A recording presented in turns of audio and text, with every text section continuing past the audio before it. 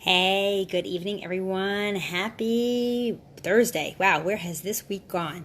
We are already at Thursday, and I wanted to come on tonight. It is later than I had planned to come on, but I am sitting here stacked around. If you could see my table around me, I might be flash my camera in a minute to show you. I am stacked around here in piles of the invitations for my daughter's bat mitzvah.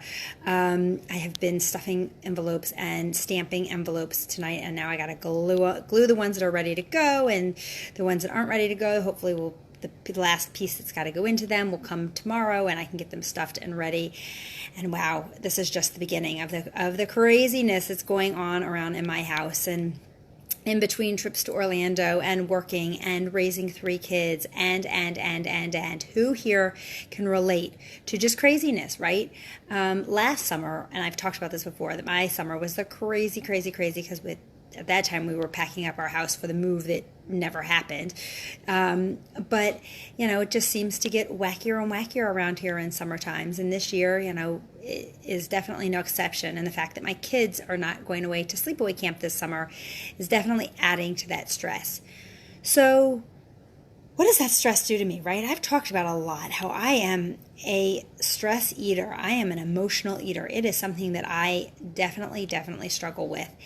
And I'm feeling it right now. I'm feeling it really hardcore, which is why I wanted to come on and talk to you guys tonight about this, because it's so real. And I know a lot of people look at me and say, oh, it's so easy for her now. She lost the weight, she's coaching, she's helping all these other people to do it. It's just so easy. And I really want to be real here and talk to you about this, because it's not so easy. It's actually really hard. People have asked me, a lot of times they say, oh, when you're coaching, what is that, that must be your magic, right? That's just your what is it, why is it that coaches keep their weight off and other people struggle with it? Well, I'm here to tell you that becoming a coach did not do something magical to my metabolism, right? It did not do something magical to my bad habits that were there. It did not do anything magical to me, but it helps hold me accountable, and it helps keep me in tune with the tools and the resources that I have so that I don't spiral out of control. Now, I'm actually sort of embarrassed to flip my camera around to show you what my table looks like right now, because it's a crazy mess of invitation pieces. But I will. I'm going to show you. So, don't judge me for the mess. But look, see over there, they're all stacked up over there in stacks of 10. Those are the pieces that are still, boxed up.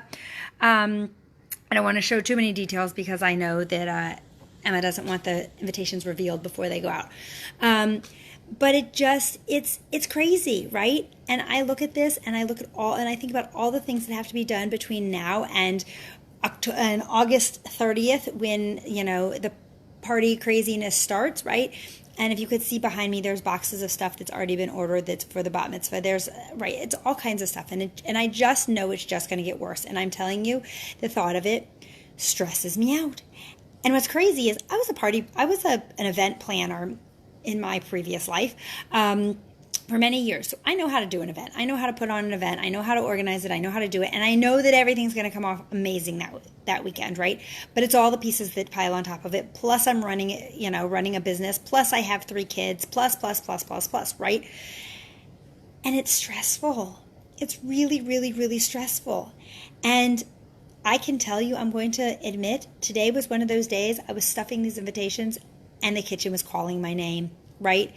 I felt like eating the house, because it's just all this stress that is on me, and how all these pieces are going to come together, and I'm, going to be away, and where are my kids going to be the rest of the summer, because I'm piecemealing camps for the rest of the summer. All these pieces right there sitting on my shoulder. And if you can relate to this, like how this stress can get to you, my stress is one set of stress, but we all have our things that get to us, right? And it's sitting on our shoulders.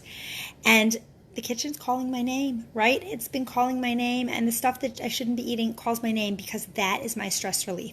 But the truth is, it doesn't relieve my stress to do that. It doesn't relieve my stress to go to the kitchen and to eat anything. And that's where the magic of my program comes in, is the tools that I have and the resources that I have and the community that I have to tap into and be like, whoa, help, right? To the people around me and to my support system. And that's what's so amazing, right? Is that when we all feel like that sometimes. We all feel like whatever vice we use to relieve our stress, and we all have those things. For me, it's food. Some people it's shopping. Right? Some people it's drugs or alcohol, right? I mean, food is my drug of choice.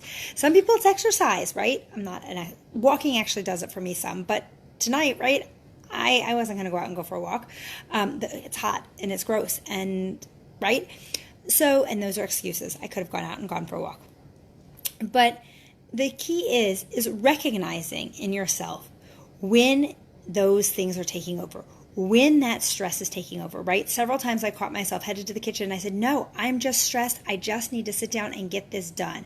I just need to sit down and sort this out, right? And put this together. And these invitations are going to make it into the mail hopefully tomorrow, right? Or at least some portion of them are going to make it into the mail tomorrow, right? And those are the things. But so what can we do when we are feeling that stress, right?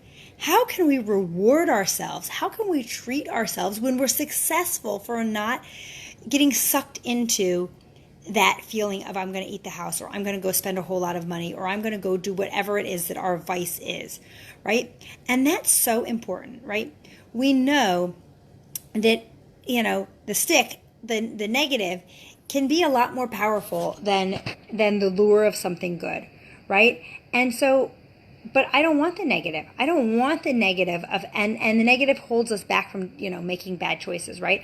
I don't want the negative that's going to come from it. What's going to happen if I go eat the kitchen, right? Eat everything in the kitchen, right? Are the invitations going to get stuffed and sealed? Nope, right? Not going to fix that problem. Is the rest of the planning things that needs to get done, is that going to get taken care of? Nope, not going to happen. I'm going to be standing in the kitchen eating stuff and not getting anything done, right? But that reward, the reward piece is amazing. How am I going to feel tomorrow morning when I wake up and the invitations are ready to go? Hey, Gail, and the invitations are ready to go, right? And the first set of them that are sealed and ready and can go into the mail tomorrow. How is that going to feel? That's going to feel rockin' awesome when I can go to the post, to the mailbox and drop in the first batch of invitations. And I'm excited to do that, right? So that's going to feel good. How am I going to feel tomorrow when I wake up and say, I rocked my plan. I felt like eating the house yesterday, right? I felt like eating the house. I felt like I should eat all the junk that's in the kitchen, or even things that isn't junk. I mean, it doesn't have to, for me, if I'm stress eating, it's not about junk. It's just about that action of eating, right? If you can relate to this, please let me know, right? It's about that action of eating. But how am I going to feel tomorrow when I get up in the morning and say, I didn't cave to that, right? I didn't cave to that. When I get on the scale and the scale is going the right direction, right? How am I going to feel? I'm going to feel great. And that's what I want, right? That's what I want. But it's really hard, right? When we do this alone, it's really hard because the monkey brain in the back of our heads is saying, it's okay, you're going to feel better. Because you know what happens if you're a stress eater or if you're an anxiety eater like I am? So when you eat, it releases a hormone that causes pleasure, right? It causes pleasure. It's a real physiological thing. That's why we stress eat. That's why we anxiety eat, right? It's because it gives us a real pleasure. But it only gives the pleasure for the few seconds that food is in our mouths, which is why we keep shoveling it in. Because we want to keep that pleasure going.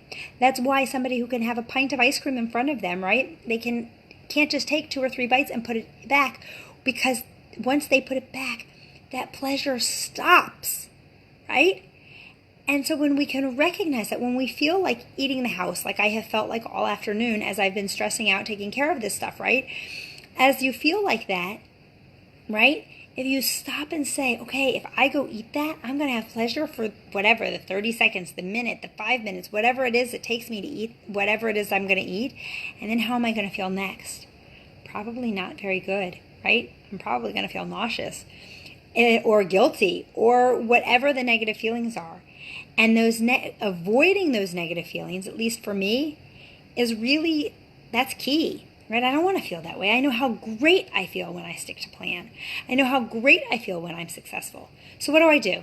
What do I do when I'm in a place like that, right? Because we have that monkey brain that's going to talk us into doing whatever we shouldn't be doing. That's just what happens. So what do I do? Well, the first thing I do is I reach to help. I reach out to the people that are my support system, right? People who are in this with me, right? And I say, help, talk me off the ledge, right? That's my first line of defense, right? Is to reach to other people. But I also go try to find other things that are going to occupy me, right? Like I was stuffing envelopes. And I actually took the envelopes tonight. Instead of sitting down here in my dining room table where I'm so close to the kitchen, it's right behind me. You can see the door back there. That's my kitchen right back there. And you can get to my kitchen right over there, right? So instead of sitting down here where that kitchen was so easy, I took everything upstairs to my bedroom, right? Where that kitchen wasn't so easy. I removed myself from the location that made it easier, right? I took my bottle of water upstairs because I take my bottle of water everywhere, right? And I went upstairs and I sat upstairs and I did those invitations. And the truth is, I was just as stressed up there as I was down here, but I didn't come downstairs to get any food, right? It didn't even cross my mind. So just from me removing myself from the situation, from the place that makes it easy, was really helpful. And that made a big difference. And the other thing was I voiced what was going on to other people. I said it to my husband. I said it to my sister, right? I said it to people. Hey, Michael. I said it to other people so that they could then check in on me and say, hey, how is it going, right? How is it going? And I can tell you, I'm going to feel good tomorrow morning when I get up and say, I was successful and I was not successful all day. I can tell you I did cave a little bit this afternoon, but I didn't feel great after I caved this afternoon and ate some stuff that I shouldn't have eaten, right? And that's where it really resonated in, and that's why I'm here live talking about this tonight, right? That was sort of this treat, right? A lot of times we go to treats as food, right? So crazy. It's not a treat. I don't feel good afterwards. Sometimes sometimes you can really have a treat, but that was not my treat this afternoon. That was total trying to stress relieve. But when I had it, instead of beating myself up over it, right, which sometimes we do, I stopped and I said, okay, shouldn't have had that. It was not the best choice. But fortunately, with my plan, you're back on 2 hours after, you were eating every 2 to 3 hours. So when you're back on 2 hours later, when you eat again, you're right back on plan and you're back on, right? And that was when I said, okay, I have to do something different for the rest of the day because I don't want to spend my day relieving my stress in the kitchen because that's not helpful, right? I don't know what tomorrow's going to bring. I don't know, right? I take this one day at a time. Could my day have been better today? Absolutely. Could it have been worse? Oh, yes, even worse. It could have been terrible, and it wasn't. But where I would have been 3 years ago in this same kind of stress that I'm facing now, it would have been terrible.